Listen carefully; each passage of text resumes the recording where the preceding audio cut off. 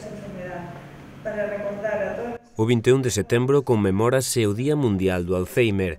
A Asociación de Familiares de Enfermos Afectados por esta doenza en Chantada ten preparadas unha serie de iniciativas encamiñadas a espallar o coñecemento sobre esta doenza e tamén a laboura que fan na comarca. Celebrase o día 21, pero nos adiantamos o acontecemento e celebramos unha actuación o viernes na Asociación de Personas Maiores, o que se chamou Enjambre, en Chantada. E facemos unha charla con dúas psicólogas, a psicóloga do noso centro, de Asociación de Alzheimer de Chantada, e a directora do Centro de Día de Chantada. Que, bueno, iso é moi importante, porque é a primeira vez que facemos un acto conxunto. E deso se trata, de cada vez máis as asociaciones que nos dedicamos a facer traballo social no pueblo, que fagamos máis actividades conxuntas.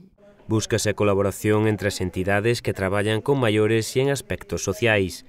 Será unha charla informativa e despois será o turno do coloquio que permitirá facer preguntas aos asistentes arredor do Alzheimer e outras doenzas e circunstancias. Das dependencias e de un pouco das depresións que as enfermedades ocasionan, porque ao final todas as enfermedades dependentes teñen uns aspectos moi parecidos, ¿no? Sobre todo sobre os cuidadores. E intentamos tocar ese lado, o lado como afecta psicolóxicamente aos cuidadores os diferentes tipos de enfermedade. O sea que intentamos facer isto. Será ás 6 da tarde e pecharase con actuacións das Voces Brancas e os acordeóns da Alameda.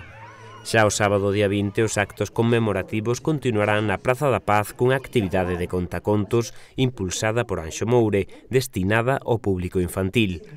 No caso de que chovera, esta actividade desprazaríase ata a Casa da Música.